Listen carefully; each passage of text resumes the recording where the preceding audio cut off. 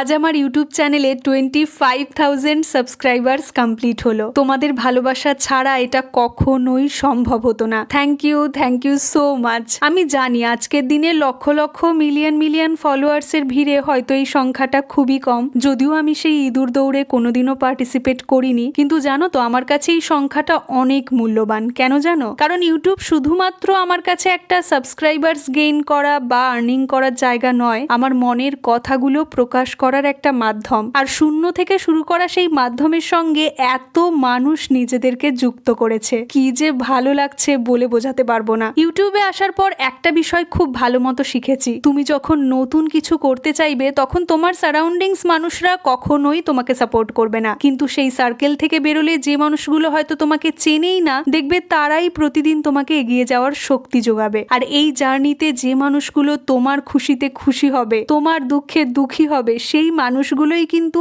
একেবারে খাঁটি হীরের থেকে কোনো অংশে কম নয়। পথ চলতে যদি এরকম দু একটা মানুষকে পাশে পাও, তাহলে খুব যত্ন করে তাদেরকে নিজের জীবনে আগলে রেখো। আজ সন্ধ্যায় বোনরা দই ফুচকা খাওয়ার জন্য বায়না জুড়েছে, ওদিকে আবার পিঙ্কির কাণ্ড দেখো। আমি না সত্যি মাঝে মধ্যে অবাক হয়ে যাই। এতটা জার্নি করে কলেজ থেকে ফিরে সাধারণত সবারই একটা ক্লান্তি লাগে, কিন্তু এই মেয়েটার কোনো ক্লান্তি নেই। ব্যাগ রেখেই ফ্রেশ হয়ে রান্নাঘরে আমাকে ফুচকা ভাজার জন্য হেল্প করতে চলে এসেছে। দই ফুচকাগুলো সাজাতে সাজাতেই আমি একটা খেয়ে নিয়েছি। চলো আজ তাহলে আসি, দেখা হচ্ছে তোমাদের সঙ্গে পরের ব্লগে। বাই।